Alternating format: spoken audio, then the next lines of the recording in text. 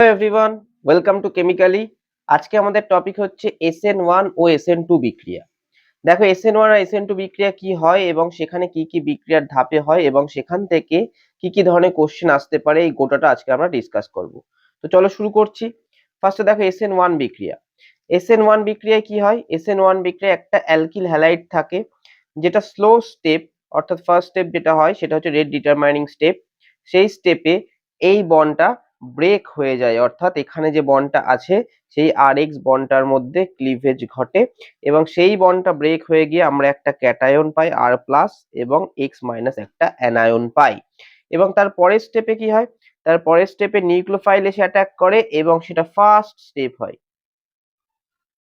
এবং সেখানে আমরা R নিউক্লিওফাইল প্রোডাক্ট পাই। তাহলে এই বিক্রিয়ার গতিটা কিসের উপর নির্ধারণ হয়? এই বিক্রিয়ার গতিটা নির্ধারণ হয় কার্বোক্যাটায়নের স্থায়িত্বের উপরে, অর্থাৎ কার্বোক্যাটায়ন যতটা বেশি স্থায়ী হবে SN1 বিক্রিয়া তত ফাস্টার হবে বা তত দ্রুততার সঙ্গে দেবে। তাহলে কি বললাম?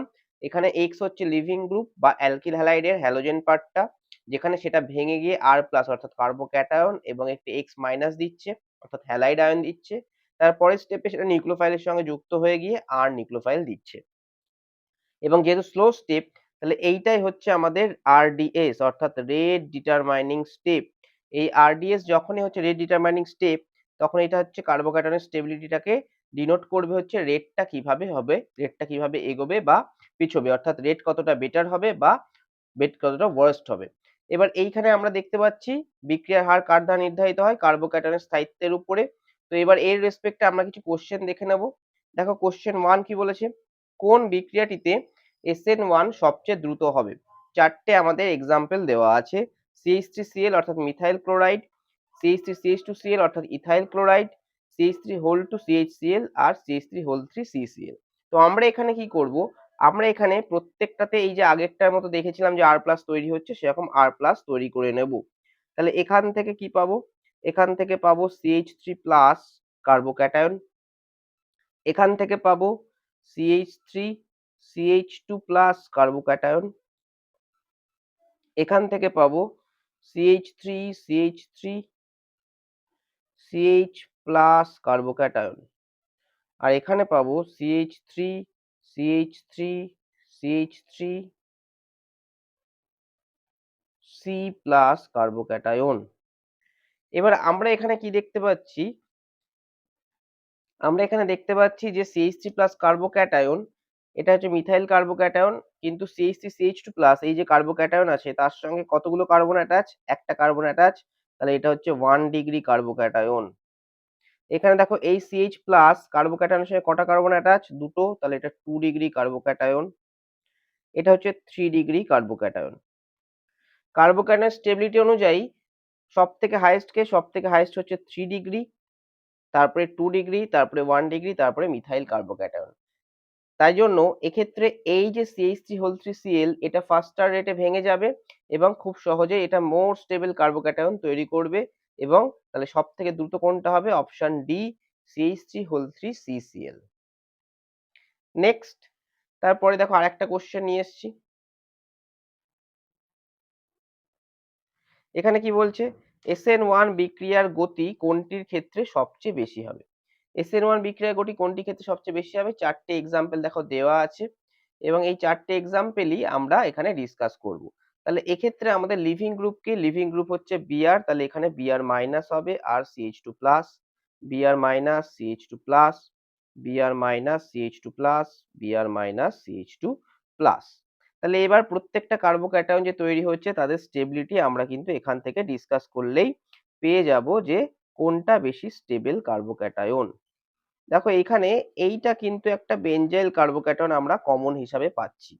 এবার তার সঙ্গে রেসপেক্টিভ বিভিন্ন আমাদের গ্রুপ অ্যাটাচ হয়ে আছে। তাহলে ফার্স্ট এরটার ক্ষেত্রে আমরা কি দেখতে পাচ্ছি? ফার্স্ট এরটার ক্ষেত্রে আমাদের প্যারা পজিশনে একটা নাইট্রো গ্রুপ আছে। তাহলে এই বেনজাইল পজিশনে আমার একটা কার্বোক্যাটায়ন আছে, অর্থাৎ বেনজাইল কার্বোক্যাটায়ন, এবং তার সঙ্গে একটা নাইট্রো গ্রুপ আছে।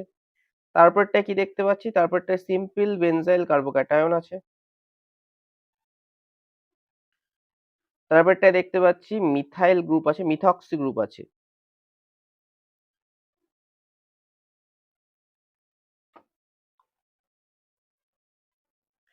এবং তারপর একটা ক্লোরো গ্রুপ আছে।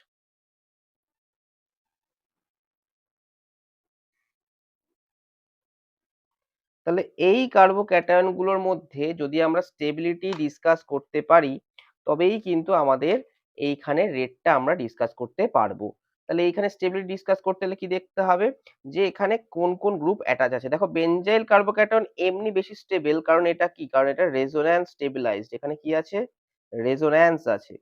তার জন্য এ বেশি স্টেবিলাইজড নরমালি। এবার এইখানে যে গ্রুপগুলো আছে সেই গ্রুপগুলো কি, কি এফেক্ট দেখাচ্ছে? দেখো NO2 গ্রুপ। NO2 গ্রুপ কি, কি এফেক্ট দেখায়? মাইনাস রেজোন্যান্স এফেক্ট দেখায়, মাইনাস আই এফেক্ট দেখায়। অর্থাৎ ও এই কার্বোক্যাটায়ন থেকে ইলেকট্রন তুলে নেবে। কার্বোক্যাটায়ন আছে মানে সেখানে অলরেডি ইলেকট্রন ডেফিসিয়েন্ট।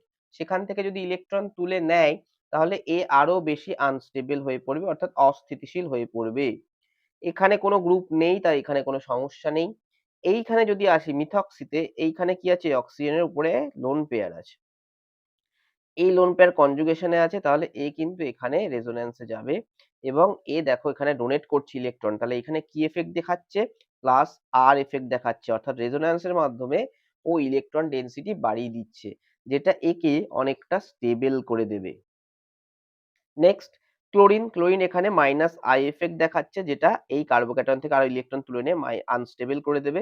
তাহলে সব থেকে বেশি স্টেবল কোনটা পেলাম? প্যারামিথক্সি যেটা আছে সেইটা। তাহলে এক্ষেত্রে option C will be the correct answer, কারণ এইখানে এইটা সব থেকে স্টেবল কার্বোক্যাটায়ন এবং এটা সব থেকে ফার্স্ট SN1 দেবে। তাহলে গোটা SN1 এ যা কোশ্চেন দেবে আমাদের সবটাই কিন্তু কার্বোক্যাটায়নের স্টেবিলিটির উপরে। তাহলে কার্বোক্যাটায়নের স্থায়িত্ব যদি আমরা বিচার করতে পারি তাহলে কিন্তু খুব সহজেই আমরা SN1 SN2 থেকে কোশ্চেন করে আসতে পারবো। দেখো এবার SN2 বিক্রিয়া যদি দেখি, SN2 তে কি হয়? SN2 তে একটা অ্যালকিল হ্যালাইড থাকে।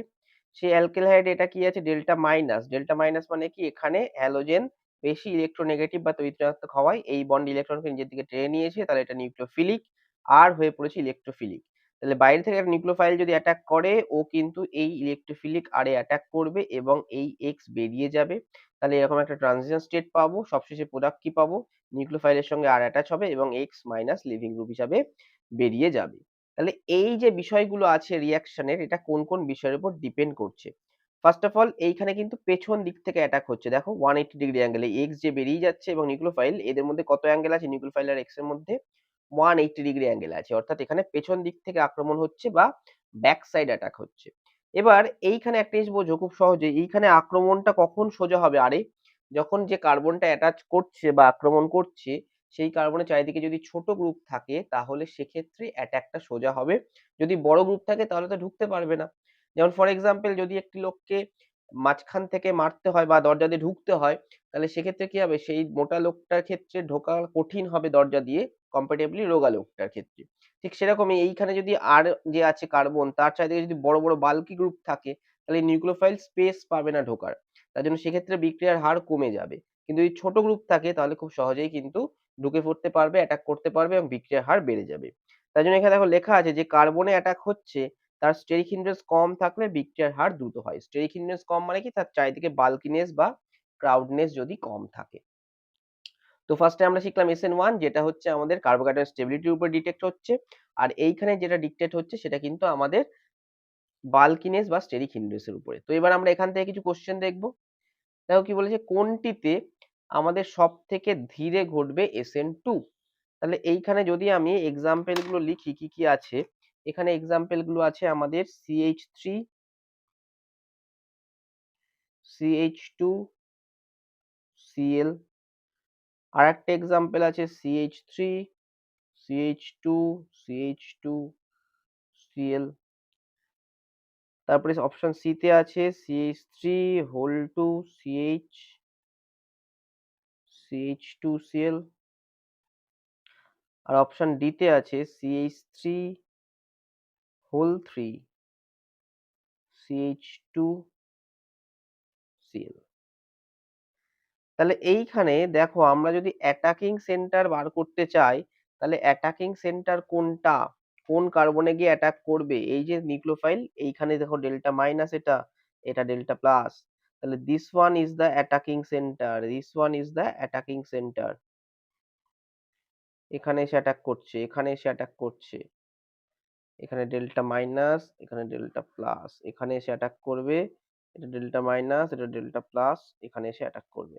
তাহলে ফার্স্ট এক্সাম্পলটা যদি দেখি CH2 যেখানটা অ্যাটাক করছে তার সঙ্গে কি অ্যাটাচ আছে? একটা CH3 অ্যাটাচ আছে। তারপরে এক্সাম্পলে একটা ইথাইল গ্রুপ অ্যাটাচ আছে, তারপরে আইসোপ্রোপাইল গ্রুপ, এবং তারপরটাতে দেখো টারশিয়ারি বিউটাইল গ্রুপ কিন্তু অ্যাটাচ আছে। এইখানটা একটা কার্বন পড়েনি, এখানটায় একটা আমাদের কার্বন হবে। তাহলে টারশিয়ারি বিউটাইল গ্রুপ অ্যাটাচ আছে। তাহলে সবথেকে বড় গ্রুপ কোথায় আছে? এই দেখো এইখানে সবথেকে বড় গ্রুপ আছে। তাহলে এই কার্বনটাকে অ্যাটাক করতে গেলে এই বড় গ্রুপটা ওভারকাম করে অ্যাটাক করতে হবে, যেটা কিন্তু খুব পসিবিলিটি কম হবে। তাহলে এর ক্ষেত্রে রেট সবথেকে লোয়েস্ট হবে, আর এর ক্ষেত্রে সবথেকে হাইয়েস্ট হবে। তাহলে option D will be the correct answer, যে SN2 সবথেকে ধীরে ঘটবে। এবার যদি আমাকে অর্ডারে সাজাতে বলে তাহলে সবথেকে ধীরে ঘটবে কোনটা? সবথেকে ধীরে ঘটবে ডি তে, তারপরে সি তে, তারপরে বি, তারপরে এ। আমাকে যদি অর্ডারে সাজাতে দেয় যে ছোট থেকে বড় রেট অনুযায়ী সাজাও, তাহলে D, C, B, A will be the correct answer. Next question 4 দেখো, আর একটা কোশ্চেন আমরা সলভ করব। এখানে আমাকে কিন্তু ওই যেটা করে দিলাম সেরকমই একটা অর্ডার জানতে চেয়েছে। SN2 বিক্রিয়ার সঠিক ক্রম কোনটি? তাহলে এই ক্ষেত্রে আমরা চারটে এক্সাম্পল দেখতে পাচ্ছি। এক নম্বরে কি পেয়েছি? এক নম্বরে পেয়েছি আমরা CH3Cl, দুই নম্বরে পেয়েছি আমরা CH3 CH2Cl, তিন নম্বরে পেয়েছি আমরা CH3 হোল টুয়াইস CHCl, 4 নম্বরে পেয়েছি CH3 হোল থ্রাইস CCl। তাহলে এবার আবার আমাদের অ্যাটাকিং সেন্টারটা খুঁজতে হবে। এটা ডেল্টা মাইনাস, এটা ডেল্টা প্লাস। তাহলে ডেল্টা প্লাসটা হচ্ছে আমাদের attacking centre. Delta minus, delta plus, delta minus, delta plus. তাহলে আমরা খুব সহজেই এখানে দেখতে পাচ্ছি যে সবথেকে ছোট গ্রুপ কোথায় আছে? এই দেখো মিথাইলে আছে। তাহলে 1 নাম্বার সবথেকে বেশি অ্যাটাক করবে এবং সবথেকে রেট বেশি হবে। তারপরে কোথায় আছে? তারপরে দেখো দুটো কার্বন আছে এখানে, তাহলে এটা 2 নম্বর হবে। তারপরে হচ্ছে 3টে কার্বন আছে, তাহলে এখানে 3 হবে। তারপরে 4টে কার্বন আছে, তাহলে 4 হবে। তাহলে 1 2 3 4 this is the correct answer. তাহলে option D will be the correct answer. তাহলে এই হচ্ছে আমাদের SN1 SN2, যেখানে আমরা কিন্তু কিসের উপর রেট ডিপেন্ড করবে সবটাই তোমাদের বলে দিলাম। পরের দিন আমরা হ্যালো অ্যালকেনের নিউক্লিওফিলিক সাবস্টিটিউশন বিক্রিয়াতে চলে আসবো। তো যদি ভিডিওটি ভালো লাগে অবশ্যই চ্যানেলটি সাবস্ক্রাইব করে নোটিফিকেশন বেলটি প্রেস করে দাও, আর ভিডিও কমেন্ট বক্সে জানাতে ভুলো না যে তোমাদের ভিডিওটি কেমন লাগলো।